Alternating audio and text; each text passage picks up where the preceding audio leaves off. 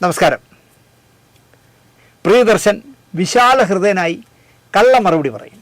കള്ളമാണ് പറയുന്നതെന്ന് കേൾക്കുന്നവർക്കറിയാം. വിജയവാഹിനി സ്റ്റുഡിയോയിൽ പുതിയ സിനിമയുടെ റെക്കോർഡിങ്ങിനായി ചെല്ലുമ്പോൾ തൻ്റെ സിനിമയുടെ പാട്ടുകൾ കേൾക്കുക മാത്രമല്ല, നന്നായി യേശുദാസിനെ പരിചയപ്പെടണം എന്ന ചിന്ത കൂടി ഉണ്ടായിരുന്നു. വർഷങ്ങൾക്ക് മുമ്പ് MG രാധാകൃഷ്ണൻ്റെ മേടയിൽ വീട്ടിൽ ഗാനഗന്ധർവൻ വന്നിട്ടുണ്ട് എന്ന MG ശ്രീകുമാറിൻ്റെ അറിയിപ്പ് കിട്ടി ഓടിപ്പിടച്ച് അവിടെ ചെന്ന് ദാസേട്ടനെ കണ്ട കഥയൊക്കെ ദാസേട്ടനോട് പറയണം എന്ന് ഉറപ്പിച്ചിട്ടാണ് വിജയവാഹിനിയിലേക്ക് അന്ന് പ്രിയദർശൻ പോയത്. നല്ല മൂഡിലല്ലാതെ കയറി വന്ന ദാസേട്ടൻ വന്ന ഉടനെ പറഞ്ഞു, ആവശ്യമില്ലാത്തവരൊക്കെ പുറത്തിറങ്ങണം. ആരൊക്കെയോ ഇറങ്ങിപ്പോയി. ആവശ്യമില്ലാത്ത അല്ലല്ലോ സംവിധായകൻ എന്ന് തോന്നിയതുകൊണ്ട് പ്രിയൻ അവിടെ ഇരുന്നു. ദാസേട്ടൻ പ്രിയനെ ഒന്ന് നോക്കിയിട്ട് തന്നോട് ഇനി പ്രത്യേകം പറയണോ എന്ന് ചോദിച്ചു. ഇത് പ്രിയൻ പറയുന്ന വേർഷനാണ് ഞാൻ ഈ പറയണേ. ഇത് പ്രിയനാണ്, സംവിധായകനാണ് എന്നൊക്കെ സംഗീത സംവിധായകൻ രഘുകുമാർ യേശുദാസിനോട് പറഞ്ഞു. സംവിധായകൻ എന്താ, ഞാൻ പാടുന്നിടത്ത് കാര്യം എന്നായി ദാസേട്ടൻ. ഇത്രയും പ്രിയദർശൻ അംഗീകരിക്കും. പിന്നെ പറയും, ഞാനും ദാസേട്ടനും ഈ സംഭവം അതോടെ മറന്നു എന്നാണ് പറഞ്ഞത്. വിശാല ഹൃദയനാണ് പ്രിയൻ കേട്ടോ. പിന്നീട് കൂടുതൽ ഞങ്ങൾ അടുത്തപ്പോൾ ഞങ്ങൾ രണ്ടുപേരും ഇതോർത്ത് ചിരിക്കുമെന്നും പലരും തെറ്റിദ്ധരിച്ചു ഞങ്ങൾ പിണങ്ങിയെന്ന്. ദാസേട്ടൻ പിന്നെയും എൻ്റെ സിനിമകളിൽ പാടിയെന്നും അദ്ദേഹത്തിൻ്റെ മകൻ വിജയ് യേശുദാസ് എൻ്റെ ഹിന്ദി സിനിമകളിൽ പാടാറുണ്ട് എന്നൊക്കെ പറഞ്ഞ് പ്രിയൻ ആ അപമാനത്തെ എന്താ പറയുക മുക്കുന്നു. ഇപ്പോൾ പ്രിയ അങ്ങനെയാണ് പറഞ്ഞത്. ദാസേട്ടൻ്റെ മോൻ, എനിക്ക് ദാസേട്ടനോട് വിരോധം ഉണ്ടായിരുന്നെങ്കിൽ ഞാൻ വിജയ് യേശുദാസിനെ കൊണ്ട് ഹിന്ദി പാട്ട് പാടിക്കും. ഞങ്ങൾ എവിടെ വെച്ച് കണ്ടാലും മച്ചാന്മാരായിട്ടിരുന്നിട്ട് ഞാനും യേശുദാസും കൂടി അന്ന് എന്നെ തിയേറ്ററിൽ നിന്ന് പുറത്തിറങ്ങാൻ പറഞ്ഞ തമാശ ഞങ്ങൾ രണ്ടുപേരും കൂടെ ഇരുന്ന് ചിരിക്കും. മറ്റുള്ളവരെ പറ്റിച്ചേ എന്നുള്ള രീതിയിൽ എന്തിനാണ് പ്രിയ ഇങ്ങനെ കള്ളം പറയുന്നതെന്നാണ് എനിക്ക് മനസ്സിലാവാത്തത്. ഇവിടെ മറ്റൊരു കഥ ഓർമ്മ വരുന്നു. ദക്ഷിണാമൂർത്തിയെ മലയാളിക്ക് മറക്കാൻ കഴിയില്ല. അത്രയും മനോഹരമായ എത്ര അർത്ഥശാസ്ത്രീയ സംഗീതത്തിലുള്ള പാട്ടുകളാണ് നമുക്ക് തന്നത്. അഗസ്റ്റിൻ ജോസഫിൻ്റെയും, യേശുദാസിൻ്റെ അച്ഛനാണല്ലോ അഗസ്റ്റിൻ ജോസഫ്, അദ്ദേഹത്തിൻ്റെയും യേശുദാസിനെയും വിജയ് യേശുദാസിനെയും പാടിപ്പിച്ച ഒരേ ഒരു സംഗീതജ്ഞനേ ഉള്ളൂ, അതും ദക്ഷിണാമൂർത്തി സ്വാമിയാണ്. അദ്ദേഹത്തിൻ്റെ അവസാന ചിത്രം അശോക് വാർനാഥ് സംവിധാനം ചെയ്യുന്ന മിഴികൾ സാക്ഷി, തിരുവനന്തപുരത്ത് മോഹൻലാലിൻ്റെ വിസ്മയ മാക്സിൽ യേശുദാസ് പാടാൻ വന്നു. സ്വാമി പാട്ട് പറഞ്ഞു കൊടുത്തു. പാടാൻ ക്യാബിനിൽ കയറിയ യേശുദാസ് മൈക്കിലൂടെ ആവശ്യമില്ലാത്തവർ പുറത്തു പോകാൻ ആജ്ഞാപിച്ചു. ആവശ്യമില്ലാത്തവരെല്ലാം കൺസോളിൽ നിന്ന് പുറത്തു പോകണം എന്ന് ആജ്ഞാപിച്ചു. എന്തിനാണ് അവർ പുറത്തു പോകുന്നത് എന്നായി സ്വാമി. ഈ സിനിമയുടെ സംവിധായകനും നിർമ്മാതാവും സഹസംവിധായകനും ഒക്കെയാണിവർ. അവരിവിടെ ഇരിക്കട്ടെ, ദാസപ്പ പാട് എന്ന് ഓർഡർ ഇടും പോലെ ദക്ഷിണാമൂർത്തി പറഞ്ഞു. സ്വാമിയല്ലേ കക്ഷി. യേശുദാസ് മിണ്ടിയില്ല. പകരം യേശുദാസ് ചെയ്ത മോശത്തരം എന്താണെന്ന് ചോദിച്ചാൽ, ഇങ്ങോട്ട് കൺസോളിനോട്ട് തിരിഞ്ഞിരുന്ന മൈക്കിനെടുത്ത് അങ്ങോട്ട് തിരിച്ചു വെച്ചിട്ട് കൺസോളിലേക്ക് ചന്തി തിരിഞ്ഞു നിന്ന് പാടി. നിങ്ങൾ ആലോചിച്ച് നോക്കുക, ആരെങ്കിലും ചെയ്യുമോ? ഈ സരസ്വതിയെ, ദൈവങ്ങളെയൊക്കെ അമിതമായി പ്രേമിക്കുകയും സ്നേഹിക്കുകയും പ്രാർത്ഥിക്കുകയും ചെയ്യുന്ന യേശുദാസ് ഇങ്ങനെയൊക്കെയുള്ള കന്നന്തിരുകൾ ചെയ്യും. ദക്ഷിണാമൂർത്തിയെ സ്വാമിയെങ്കിലും ഓർത്തിട്ട് ആ ചന്തി കാണിക്കാതെ മര്യാദയ്ക്കൊന്നും പാടണ്ടായിരുന്നു. കൺസോളിൽ തിരിച്ച് മൈക്ക് അങ്ങോട്ട് വെച്ചിട്ട് എന്നാൽ അവന്മാർ കാണണ്ട ഞാൻ പാടണമെന്ന് പറഞ്ഞ് ചന്തി കാണിച്ചു കൊടുത്ത് പാട്ട് പാടി. അങ്ങനെ പാട്ട് കഴിഞ്ഞ് പാടിയതിൻ്റെ കാശ് 50,000 രൂപ എന്തോ ബാക്കി കൊടുക്കാണ്ടായിരുന്നു. അതും വാങ്ങി നേരെ എയർപോർട്ടിലേക്ക് പോയി. രാത്രി വൈകി മദ്രാസിൽ നിന്ന് വിളിക്കുന്നു. കാറിലോ അല്ലെങ്കിൽ എയർപോർട്ടിലോ വിസ്മയ സ്റ്റുഡിയോയുടെ മുന്നിലോ വെച്ച് എനിക്ക് തന്ന 50,000 രൂപ വീണുപോയി. ആർക്കെങ്കിലും കിട്ടിയോ എന്നാണ് ദാസേട്ടൻ മദ്രാസിൽ നിന്ന് വിളിച്ച് ചോദിച്ചത്. എവിടെ കിട്ടാൻ? കിട്ടിയോ കൊടുക്കുമോ? പ്രത്യേകിച്ച് യേശുദാസിൻ്റെ ആയതുകൊണ്ട് ആരും കൊടുക്കില്ല. ഇതറിഞ്ഞ ദക്ഷിണാമൂർത്തി സ്വാമി പറഞ്ഞത്, ഇത്രയെങ്കിലും ചെയ്തല്ലോ എൻ്റെ ഏറ്റുമാനൂരപ്പ എന്നായിരുന്നു. ഇത്രയെങ്കിലും ഏറ്റുമാനൂരപ്പ, ഇത്രയെങ്കിലും നീ ചെയ്തല്ലോ എന്ന്. കാരണം ദക്ഷിണാമൂർത്തി സ്വാമിയുടെ മുന്നിൽ കൺസോളിൽ ചന്തി തിരിഞ്ഞു നിന്ന് പാടിയ ആളാണ് യേശുദാസ്. സത്യത്തിൽ ഞാനിന്ന് ദാസേട്ടനെ പറ്റി പറയാനല്ല വന്നത്. വന്ധ്യവയോധികനായ മലയാളത്തിൻ്റെ പുണ്യമാണ് ആ ശബ്ദം. അതിലൊന്നും എനിക്ക് യാതൊരു മാറ്റവുമില്ല. അദ്ദേഹം വളർന്ന അത്രയും അദ്ദേഹത്തിൻ്റെ മനസ്സ് വളർന്നിട്ടില്ല എന്ന് സാന്ദർഭികമായി പറഞ്ഞതാണ്. പ്രിയദർശൻ എന്ന മലയാളത്തിൻ്റെ പ്രിയപ്പെട്ട സംവിധായകൻ്റെ ചില കാര്യങ്ങൾ പറയാനാണ് ഞാനിന്ന് വന്നത്. തുടക്കകാലത്ത് നിരവധി നോവുന്ന അനുഭവങ്ങൾ നേരിട്ട പ്രിയൻ സംവിധായകനായ ശേഷവും അനുഭവിച്ച അവഹേളനം പറഞ്ഞതാണ് ദാസേട്ടനെക്കുറിച്ച്. പ്രിയൻ്റെ പുതിയ പ്രഖ്യാപനം കേട്ടില്ലേ? 100ാം സിനിമ മോഹൻലാലിനൊപ്പം ചെയ്തിട്ട് മംഗളം പാടണം എന്ന തയ്യാറെടുപ്പിലാണ് അദ്ദേഹം എന്ന് ഒരു വാർത്ത പരന്നു. ഞാൻ 100ാമത്തെ പടം മോഹൻലാലിനെ വെച്ച് ചെയ്യും. പക്ഷേ എന്ന് കരുതി ഞാൻ സിനിമ വിട്ടൊന്നും പോകില്ല. സിനിമ വിട്ടൊരു ലോകം എനിക്കില്ല. ഇത് ആരോ ആവശ്യമില്ലാതെ എഴുതി വിട്ടതാണ്, 100 കഴിഞ്ഞാൽ നിർത്തുമെന്ന്. പക്ഷേ എൻ്റെ ഓർമ്മ ശരിയാണെങ്കിൽ ഒരു 6-7 മാസം മുമ്പ് ഒരു ഇൻ്റർവ്യൂവിൽ ഞാൻ 100ാമത്തെ സിനിമ മോഹൻലാലിനെ വെച്ച് ചെയ്തിട്ട് തൽക്കാലം സംവിധാനം അവസാനിപ്പിക്കുമെന്ന് പ്രിയൻ തന്നെ പറഞ്ഞു എന്നാണ് ഞാൻ വായിച്ചു എന്ന് എൻ്റെ ഓർമ്മ. പക്ഷേ അദ്ദേഹം ഇപ്പോൾ പറയുന്നു ഇല്ല, ഞാൻ അങ്ങനെ പറഞ്ഞിട്ടില്ല, എനിക്ക് സിനിമ വിട്ട് വേറൊരു ലോകമില്ല എന്ന് അദ്ദേഹം പറയുന്നു. ഇപ്പോൾ 99ാമത്തെ ചിത്രം ഹിന്ദിയിൽ അക്ഷയ് കുമാറിനെ വെച്ച് ചെയ്യുകയാണ്. അതിലും മോഹൻലാൽ അതിഥി വേഷത്തിലുണ്ട്. തൻ്റെ കടന്നു വന്ന വഴികൾ, കണ്ടുമുട്ടിയ മുഖങ്ങൾ, നേരിട്ട തീക്ഷ്ണമായ അനുഭവങ്ങളൊക്കെ പ്രിയദർശൻ പറയുന്ന കേൾക്കുമ്പോൾ, എന്നിട്ടും ഈ മനുഷ്യൻ തൻ്റെ പാഷനായ സിനിമയ്ക്ക് വേണ്ടി എന്തെല്ലാം അനുഭവിച്ചുവെന്ന് നമുക്ക് ബോധ്യമാവും. 99ാമത്തെ സിനിമ ചെയ്യുമ്പോൾ ഇന്ത്യയിലെ കമേഴ്സ്യൽ സംവിധായകരിൽ ഒരാളെന്ന ഉന്നതിയിൽ അദ്ദേഹം നിൽക്കുന്നു എന്നത് തൻ്റെ വഴി സിനിമയാണെന്ന ഉറച്ച തീരുമാനത്തിൽ നിന്നും കിട്ടിയതാകണം. ഇപ്പോൾ അതുമാത്രമല്ല, അദ്ദേഹത്തിൻ്റെ മകള് കല്യാണി കല്യാണി പ്രിയദർശൻ എന്ന് പറഞ്ഞിരുന്നത് ഇനി കല്യാണി എന്ന് മാത്രം പറഞ്ഞാലും മതി, എല്ലാവർക്കും അറിയാം അത് പ്രിയൻ്റെയും ലിസിയുടെ മോളാണെന്ന്. ഭയങ്കര എന്താ പറയുക, വലിയ നായികയായി മാറിയില്ല. ഇനിയിപ്പോൾ മലയാളത്തിൽ ലേഡി സൂപ്പർ സ്റ്റാർ എന്നൊക്കെ ചിലപ്പോൾ കണ്ണടച്ചുകൊണ്ട് പറയാൻ പോകുന്നത് കല്യാണി ആയിരിക്കാനാണ് സാധ്യത. തമിഴ് നടൻ വിജയകുമാറിന് വള്ളൂർ കോട്ടം എന്ന് പറഞ്ഞ മദ്രാസിലെ വള്ളൂർ കോട്ടത്ത് കൂട്ടിലക്ക് എന്ന് പറഞ്ഞൊരു പ്രിവ്യൂ തിയേറ്ററുണ്ട്, ഉണ്ടായിരുന്നു എന്ന് പറയുന്നതായിരിക്കും ശരി. ഞാൻ ഒരുപാട് സിനിമ പ്രിവ്യൂ അവിടെ പോയി കണ്ടിട്ടുണ്ട്. മനോഹരമായ പ്രിവ്യൂ തിയേറ്ററാണ്. പ്രിവ്യൂവിന് മാത്രമേ കൊടുക്കൂ. പടം ഫസ്റ്റ് കോപ്പി ആയാൽ സെൻസറിങ്ങിന് മുമ്പ് ഒരു പ്രിവ്യൂ വയ്ക്കും. മദ്രാസിൽ അതൊരു പതിവാണ്. മദ്രാസിലുള്ള പരിചയക്കാരായ സിനിമാക്കാരെയൊക്കെ പടം കാണാൻ വിളിക്കും. പടം കണ്ട് ചായയും കുടിച്ച് പടത്തെക്കുറിച്ച് അഭിപ്രായം പറഞ്ഞിട്ട് പോകും. അക്കാലത്ത് ക്യാമറകളും യൂട്യൂബും ഫേസ്ബുക്കും ഒന്നും ഇല്ലല്ലോ. പൊട്ടപ്പടം കണ്ടാലും ശരി പ്രമാദമായി ഇருக்கு സാർ എന്നേ പറയൂ. കാരണം ഫ്രീ ആയിട്ട് വിളിച്ച് കാണിച്ചതല്ലേ. ആ പടം അല്ലെങ്കിൽ ഈ പടം 100 ദിവസം ഉറപ്പ് എന്ന് പറയും.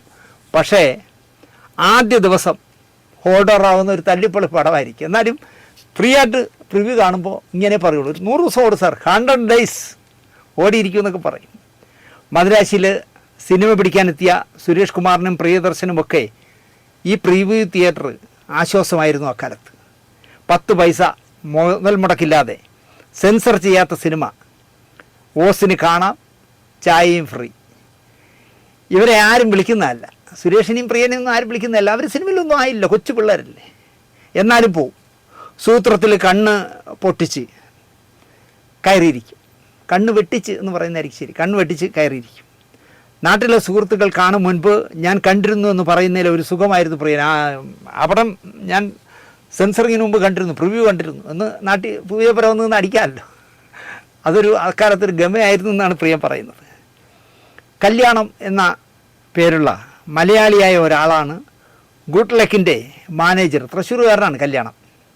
ഒരു നാൾ ഇതുപോലെ വിളിക്കാതെ ചെന്ന് പ്രിവ്യൂവിന് പതുങ്ങി പ്രിയൻ കയറുമ്പോൾ കല്യാണം പ്രിയനെ തൂക്കി തിയേറ്ററിൽ നിന്ന് പിടിച്ച് പുറത്താക്കി, വിളിക്കാതെ വന്നതിന്. ആലോചിച്ച് നോക്കിയേ, എത്ര ത്യാഗങ്ങൾ അനുഭവിച്ചാണ് ഇവരൊക്കെ വന്നതെന്ന്.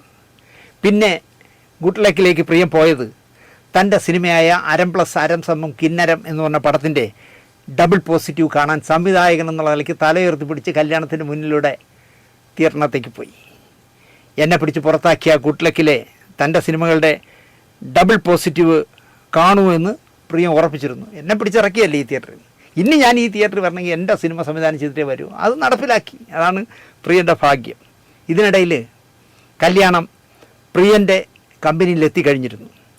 ഒരു നാൾ അറിയുന്നു ഗുഡ് ലക്ക് തിയേറ്റർ വിൽക്കാൻ പോകുന്നു. അതും കല്യാണം തന്നെയാണ് വിളിച്ച് പറഞ്ഞത്. ഗുഡ് ലക്ക് തിയേറ്റർ വിജയകുമാർ വിൽക്കാൻ പോവുകയാണെന്ന് പ്രിയദർശനെ വിളിച്ച് വിവരം പറഞ്ഞു. പ്രിയൻ അന്ന് സ്ഥലത്തില്ല, ബോംബെയിലോ എന്തോ ആണ്. ലിസിയെ വിളിച്ച് പ്രിയൻ പറഞ്ഞു ആ ഗുഡ് ലക്ക് വാങ്ങാൻ. ലിസി പോയി ലേലത്തിൽ ആ തിയേറ്റർ വാങ്ങിച്ചു. ഇപ്പോൾ ദക്ഷിണേന്ത്യയിലെ നമ്പർ 1 തിയേറ്ററാണ് പഴയ ഗുഡ് ലക്ക് എന്ന പുതിയ 4 ഫ്രെയിംസ്. പ്രിയൻ്റെ സ്റ്റുഡിയോയുടെ പേരാണ് 4 ഫ്രെയിംസ്. മുഖ്യമന്ത്രിയായിരുന്ന കരുണാനിധിക്ക് വേണ്ടി ഏതെങ്കിലും സിനിമയുടെ പ്രിവ്യൂ ഇട്ടാൽ അത് 4 ഫ്രെയിംസിലായിരിക്കും. മാസത്തിൽ 4-5 തവണ കരുണാനിധി 4 ഫ്രെയിംസിൽ സിനിമ കാണാൻ എത്തുമായിരുന്നു. ഇതേപ്പറ്റി നടനും സംവിധായകനുമായ പാർത്ഥിപൻ പറയാറ്, 4 ഫ്രെയിംസിലിരുന്ന് സിനിമ കാണുമ്പോൾ ഒരു ഗുണമുണ്ട്. സിനിമ തല്ലുപൊളിയാണെങ്കിലും എണീറ്റ് പോകാൻ തോന്നില്ല. അത്രയും സുഖപ്രദമായ കസേരകളാണ്, സീറ്റാണെന്നാണ് പറയുന്നത്. 4 ഫ്രെയിമിലിരിക്കുമ്പോൾ കല്യാണം ഒരു നാൾ പ്രിയനോടൊരു രഹസ്യം പറഞ്ഞു. സാറിരിക്കുന്ന ഈ സീറ്റിൻ്റെ പ്രത്യേകത അറിയാമോ എന്ന് ചോദിച്ചു. ഇത് സാറിൻ്റെ ലക്കി സീറ്റാണ്, ലക്കി നമ്പർ സീറ്റാണ്.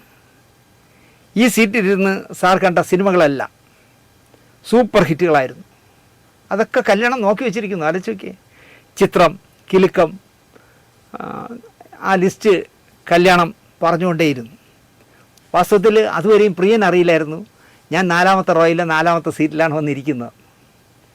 കുട്ടിയായിരുന്ന സിദ്ധാർത്ഥിനെയും കയറ്റി പ്രിയൻ ഫ്രീ ആകുന്ന അവസരങ്ങളിൽ മദ്രാസ് സിറ്റിയിൽ കറങ്ങാനായി പോകുന്നത് ഒരു ശീലം ഉണ്ടായിരുന്നു. മദ്രാസിലെ ട്രാഫിക് ജാമിനെ പറ്റി ചിന്തിച്ചാൽ കേരളത്തിലെ, പ്രത്യേകിച്ച് കൊച്ചിയിലെ റോഡ് ബ്ലോക്കൊന്നും ഒരു ബ്ലോക്കായി നമുക്ക് തോന്നുകയേയില്ല. അതിനാൽ തന്നെ പ്രിയൻ ഈ ബ്ലോക്കിൽ കയറാതിരിക്കാൻ എന്ത് ചെയ്യുന്നു വെച്ചാൽ ഊട് വഴികളിലൂടെ കാർ ഓടിക്കും. അത് കാണുമ്പോൾ സിദ്ധാർത്ഥിന് അതിശയം തോന്നും. ഈ വഴിയൊക്കെ അച്ഛൻ എങ്ങനെ അറിയാം എന്നാവും സിദ്ധാർത്ഥിൻ്റെ ചോദ്യം. ചെന്നൈയിലെ ഏതാണ്ട് എല്ലാ വഴികളിലൂടെയും നിൻ്റെ അച്ഛൻ ഒരുപാട് അലഞ്ഞിട്ടുണ്ട് മോനെ എന്നായിരുന്നു പ്രിയൻ്റെ മറുപടി. ഒറ്റ വ്യത്യാസമുള്ളൂ മോനെ, നമ്മളിപ്പോൾ പോകുന്നത് പുതിയ മെഴ്സിഡൻസ് ബെൻസിലാണ്. പണ്ടച്ഛൻ നടന്നും ബസ്സിലുമായിരുന്നു യാത്രയൊക്കെ. പ്രിയൻ പറയുന്നത് വാസ്തുശാസ്ത്ര പ്രകാരം ഇന്ത്യയിലെ ഏറ്റവും ഭാഗ്യമുള്ള സ്ഥലം ചെന്നൈ ആണെന്നാണ്. അങ്ങനെയാണ് പ്രിയൻ വിലയിരുത്തുന്നത്. കഠിനാധ്വാനം ചെയ്യാൻ മനസ്സുള്ളവർക്ക് വേണ്ടി ഭാഗ്യങ്ങൾ ഒളിപ്പിച്ചു വച്ചിരിക്കുന്ന നഗരമാണ് ചെന്നൈ എന്നാണ് പ്രിയൻ്റെ പക്ഷം. ഏറ്റവും ചുരുങ്ങിയത് പ്രിയനെങ്കിലും അങ്ങനെ വന്ന ആളാണ്. ബോയിങ്, വന്ദനം, ആര്യൻ്റെ ഭൂരിഭാഗം തുടങ്ങി ഒരുപാട് സിനിമകൾ പ്രിയൻ ചെയ്തതും ചെന്നൈയിലാണ്. പ്രതീക്ഷിക്കാത്ത നേരത്ത് ഒരു ഹിന്ദി സിനിമ ചെയ്യാൻ ഇന്ത്യൻ കാസറ്റ് രംഗത്തെ രാജാവായ ഗുൽഷൻ കുമാർ പ്രിയദർശന് കൊടുത്ത വലിയ ഒരു അഡ്വാൻസ് തുക ഗുൽഷൻ കുമാർ കൊടുത്തു. അതുകൊണ്ട് വള്ളൂർ കോട്ടത്തിനടുത്ത് സ്ഥലം വാങ്ങി വീട് വയ്ക്കാനായതും നന്ദിയോടെ പ്രിയൻ ഓർക്കും. നാടോടിക്കാറ്റിലെ ദാസനും വിജയനും പോലെ ജീവിതയാത്രയിലെ മുന്നോട്ടുള്ള പോക്കിനെപ്പറ്റി സ്വപ്നങ്ങൾ നിറയെ കണ്ടവരായിരുന്നു പ്രിയനും മോഹൻലാലും. സ്വാമീസ് ലോഡ്ജിൻ്റെ പിറകിൽ മുറികളുടെ മെത്തകൾ കൂട്ടിയിടുമായിരുന്നു. കൂടെ മുറിയൊക്കെ ക്ലീൻ ചെയ്യാനും പെയിൻ്റ് അടിക്കാനൊക്കെ കൂട്ടിയിടും. അതിൻ്റെ പുറത്ത് കിടന്ന് നിറമുള്ള സ്വപ്നങ്ങൾ ഒരുപാട് കണ്ടു ഇരുവരും. എന്നെങ്കിലും ഒരു ദിവസം ഈ സിനിമാ നഗരത്തിൽ നമുക്കും ഒരു ദിവസം വരുമെന്നൊക്കെ നിറമുള്ള സ്വപ്നങ്ങളാണ് രണ്ടുപേരും അക്കാലത്ത് കണ്ടത്. ഒരു ഉച്ച നേരത്ത് സ്വാമീസിലെ മുറിയിൽ കിടന്ന് മയങ്ങുകയായിരുന്നു പ്രിയൻ. എവിടുന്നോ ജീവനും കൊണ്ട് ഓടി രക്ഷപ്പെട്ടു വന്ന് കട്ടിലിനടിയിൽ കയറി ഒളിച്ചു മോഹൻലാൽ. ആലോചിക്ക്, എവിടുന്നോ ഓടിപ്പടച്ചു വന്നു, പുറകെ പോലീസ് വന്ന് വരും പോലെ. അല്പം ഒരു ഇടവേളയ്ക്ക് ശേഷം നടൻ ജോസ് പ്രകാശിൻ്റെ നേതൃത്വത്തിൽ ഒരു ഗ്യാങ് ആ മുറിയിലേക്ക് കയറി വന്നു. ആ മോഹൻലാൽ എന്ന പയ്യൻ ഇങ്ങോട്ട് വന്നോ എന്ന് പ്രിയനോട് ചോദിച്ചു. പ്രിയൻ കാര്യം തിരക്കി. വന്നോ ഇല്ല എന്ന് പറഞ്ഞില്ല. എന്ത് എന്ത് എന്ത് എന്ന് ചോദിച്ചു. ഞങ്ങളോടൊപ്പം പൈസ വെച്ച് ആ പയ്യൻ ചീട്ട് കളിച്ചു. എല്ലാം കൂടി അവസാനം തരാം എന്ന് പറഞ്ഞാണ് കളിച്ചത്. ഒടുവിൽ 120 രൂപ കടമായി. ഒന്നും പറയാതെ നിവൃത്തിയില്ലാതായപ്പോൾ അവിടുന്ന് മുങ്ങി. അപ്പോൾ മുങ്ങിയ ആൾ കട്ടിലിൻ്റെ അടിയിൽ ഒളിച്ചിരിക്കുകയാണ്. ഒളിവ് ജീവിതം അവസാനിപ്പിച്ച് പുറത്തു വന്ന ലാലിനെ വൈകിട്ട് ജോസ് പ്രകാശ് എവിടെ വെച്ച് കണ്ടു. നീ എന്നെങ്കിലും ഒരു സൂപ്പർ സ്റ്റാറായാൽ എനിക്ക് നീ 120 രൂപ തിരിച്ചു തരണമെന്ന് അന്ന് ജോസ് പ്രകാശ് ഓർഡർ ഇട്ടു. കൊടുത്തോ എന്ന് പ്രിയൻ അറിയില്ല ഇപ്പോഴും. ഇത്തരം അനുഭവങ്ങളാകണം പ്രിയദർശന് ഒന്നാം തരം ചിരിപ്പടങ്ങൾ ഉണ്ടാക്കാനുള്ള വിത്ത് പാകുന്നതെന്ന് തോന്നുന്നു. അതുപോലെയാണ് മറ്റൊരു സംഭവം, അതും പ്രിയൻ ഓർക്കുന്നതാണ്. സ്വാമീസ് ലോഡ്ജിൻ്റെ ജനാലയിൽ സ്പൂണ് കൊണ്ട് റൂമിൽ തരുമല്ലോ സ്പൂണും പോർക്കും ഒക്കെ കൊണ്ട് വെച്ചിരിക്കുമല്ലോ. അതിൽ സ്പൂണ് കൊണ്ട് പ്രിയനും ലാലും കൂടി തങ്ങളുടെ ആദ്യാക്ഷരങ്ങൾ കോറിയിട്ട് ജനാലയിൽ P&M, പ്രിയൻ്റെ പിയും മോഹൻലാലിൻ്റെ എമ്മും, P&M എന്ന് പറഞ്ഞ ഒരു വലിയ കമ്പനി ഭാവിയിൽ പ്ലാൻ ചെയ്ത് വരച്ചതായിരിക്കാം കറണ്ടി വെച്ച്. പിന്നീട് സ്പൂൺ വെച്ചാണ് ഇങ്ങനെ വരച്ചൊരു ചുവരിൽ ജനാലയിൽ വരയ്ക്കണമെങ്കിൽ എത്ര സമയം എടുക്കുമെന്ന് ആലോചിച്ചൊക്കെ. പിന്നീട് ഇരുവരും നല്ല നിലയിലായ ശേഷം പണ്ട് കോറിയിട്ട P&M ആ ജനാലയിൽ തന്നെ ഉണ്ടോ എന്ന് നോക്കാൻ പോയി. അപ്പോഴേക്കും സ്വാമീസ് ലോഡ്ജ് പൊളിച്ച് അവിടെ വലിയ ഒരു കെട്ടിടം പണിതു. തുടക്കകാലത്ത് അനുഭവിച്ച ജീവിത സത്യങ്ങളൊന്നും മറക്കാത്ത സംവിധായകനാണ് പ്രിയദർശൻ. സെൻറ്റിനറി റഞ്ജി മാത്യുവിനായി പ്രിയൻ ഒരു സിനിമയ്ക്ക് കഥയും തിരക്കഥയും എഴുതി. ജോഷി സാറായിരുന്നു സംവിധാനം. പ്രേം നസീറും തമിഴിലെ ജയശങ്കറും മോഹൻലാലും ശങ്കറും രവീന്ദ്രനും ശ്രീവിദ്യയും അനുരാധയും തുടങ്ങി വലിയ താരനിരയുള്ള സിനിമയായിരുന്നു. ചിത്രത്തിൻ്റെ പേര് ഭൂകമ്പം. പടം വിചാരിച്ച പോലെ ഹിറ്റായില്ല. ജീവിക്കാൻ വേണ്ടി ഒട്ടും താല്പര്യമില്ലാതെ എഴുതിയ തിരക്കഥയാണത്. ഈ സിനിമ കണ്ടുവന്ന ഒരാൾ പ്രിയൻ്റെ മുമ്പിൽ വച്ച് കൊച്ചിൻ അനൂപയോട് പറഞ്ഞത്, അക്ഷരം കൂട്ടി വായിക്കാൻ അല്ലെങ്കിൽ അക്ഷരം കൂട്ടി എഴുതാൻ അറിയാത്തവന്മാരൊക്കെ തിരക്കഥ എഴുതിയാൽ ഭൂകമ്പം പോലെ ഇരിക്കും എന്നാണ് പറഞ്ഞത്. അത് പ്രിയനിട്ടൊരു കുത്തു കൊടുത്തതാണ്. മലയാളി ആയിരിക്കുമല്ലോ, അക്ഷരങ്ങൾ കൂട്ടി എഴുതാൻ പോലും അറിയില്ല എന്നാണ് പറഞ്ഞത്. ആ പ്രിയൻ എവിടെ എത്തി നിങ്ങൾ ആലോചിച്ച് നോക്കി. പക്ഷേ പ്രിയദർശൻ ഇപ്പോഴും ആ കമൻറ്റ് ഓർക്കുന്നു. മോഹൻലാലിന് അവസരങ്ങൾ പതിയെ വന്നു തുടങ്ങി. അപ്പോൾ പ്രിയൻ എല്ലാ ഷൂട്ട് സെറ്റിലും മോഹൻലാലിൻ്റെ കൂടെ പോവും. അവിടെ പോയിരിക്കും. സമയത്തിന് ആഹാരവും കിട്ടും, കുറേ കഥയും പറഞ്ഞുകൊണ്ടിരിക്കാമല്ലോ. അങ്ങനെ അതൊരു പതിവ് ശീലമാക്കി മാറ്റി പ്രിയൻ. അങ്ങനെ സെറ്റിൽ പോയിടത്ത് വെച്ചാണ് MG സോമനുമായി ചങ്ങാത്തത്തിലായതും പ്രിയൻ. സോമൻ അക്കാലത്ത് അരോമയുടെ സിനിമകളിൽ നായകനാണ് സ്ഥിരം. നീയോ ഞാനോ, കടത്ത്, ഏതൻ തോട്ടം തുടങ്ങി അരോമയുടെ സിനിമകളിൽ സോമൻ ഉണ്ടായിരുന്നു. ആ ബന്ധം വെച്ച് അരോമണിയോട് സോമൻ ശുപാർശ ചെയ്തു. എഴുതാൻ അറിയാവുന്ന തിരുവനന്തപുരത്തുകാരനായ ഒരു പയ്യനുണ്ട്, നിങ്ങൾക്ക് കഴിയുമെങ്കിൽ പരീക്ഷിച്ചു നോക്കൂ എന്ന് ശുപാർശ ചെയ്തു. കുറച്ച് നാൾ കഴിഞ്ഞപ്പോൾ അരോമയിൽ നിന്നും വിളി വന്നു. M മണി സംവിധായകനാകുന്ന കുയിലിനെ തേടി പ്രിയനെ കൊണ്ട് എഴുതിച്ചു. പിന്നാലെ എങ്ങനെ നീ മറക്കും, എങ്ങനെ നീ മറക്കുമല്ല, എല്ലാം കൂടെ എനിക്ക് 3-4 പടം പ്രിയദർശൻ അരോമയ്ക്ക് വേണ്ടി എഴുതി. കലാസംവിധായകൻ ഷീനി മരിച്ചുപോയി, പാവം. എന്നോട് മദ്രാസിൽ വെച്ച് ഒരു കാര്യം പറഞ്ഞു. എങ്ങനെ നീ മറക്കും ഊട്ടി ലൊക്കേഷനിൽ പ്രിയദർശൻ, തിരക്കഥാകൃത്തായ പ്രിയദർശൻ അവിടെ ചെന്നു. അപ്പോൾ മണിസാർ എന്ന് പറഞ്ഞാൽ ലോപിച്ച് പൈസ ചിലവാക്കി സിനിമ എടുക്കുന്ന ദൂർത്തടിക്കാത്ത ഒരു നിർമ്മാതാവാണല്ലോ.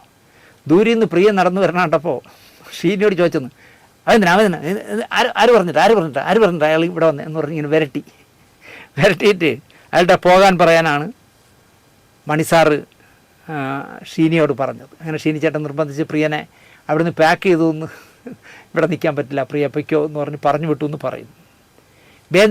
വേദനിപ്പിച്ച അനുഭവങ്ങൾ എത്ര ഉണ്ടെങ്കിലും പ്രിയൻ്റെ മനസ്സിൽ എന്താ പറയുക, നമ്മൾ ചകഞ്ഞു ചെന്നാൽ പ്രിയൻ്റെ മനസ്സിൽ അത് മനസ്സിൻ്റെ അടിത്തട്ടിൽ ഇപ്പോഴും ഉണ്ടാകും എന്നുള്ളത് സത്യമാണ്. അതുകൊണ്ടാണ് ഇദ്ദേഹം ഇന്നലെകളൊക്കെ ഇങ്ങനെ ഓർത്ത് പറയുന്നത്.